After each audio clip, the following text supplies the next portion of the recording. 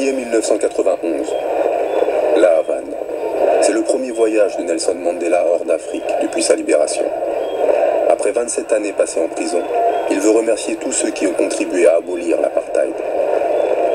Mais pourquoi le symbole de la lutte contre l'oppression commence-t-il par Fidel Castro, qui est considéré en Occident comme un dictateur?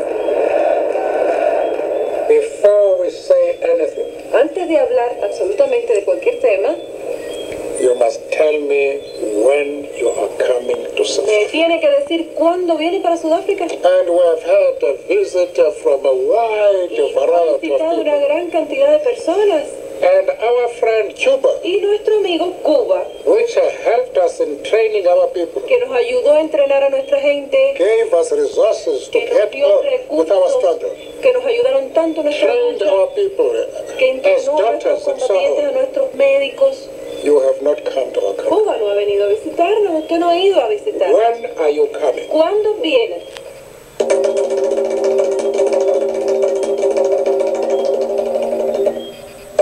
Fidel Castro et 500 000 Cubains ont pris part aux guerres africaines qui ont mis un terme au colonialisme. Cette histoire peu connue débute en 1960. Le triomphe de la révolution cubaine un an plus tôt a frappé l'imagination des peuples. Sortis vainqueurs au bout de 3 ans de guérilla, ces deux jeunes leaders, Fidel Castro et Che Guevara, sont à leurs yeux des héros.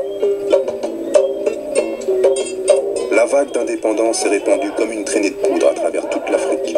En un an, 17 pays africains acquièrent leur souveraineté, tandis que 30 autres entament leur lutte armée.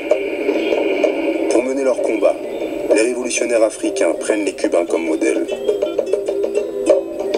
Cuba semble la preuve vivante que David peut battre Goliath. Esta gran humanidad ha dicho basta y ha echado a andar. Y su marcha de gigantes ya no se detendrá hasta conquistar la verdadera independencia. Quería referirme específicamente al doloroso caso del Congo, único en la historia del mundo moderno, que muestra cómo se puede burlar con la más absoluta impunidad, con el cinismo más insolente, el derecho de los pueblos. Che Guevara est révolté, et son discours signale que Cuba est disposé à agir. Le cas du Congo montre comment l'indépendance des pays africains risque d'être sacrifiée au nom des intérêts stratégiques de la guerre froide. L'assassinat de Lumumba constitue un tournant pour beaucoup de révolutionnaires africains et marque le début de l'odyssée cubaine en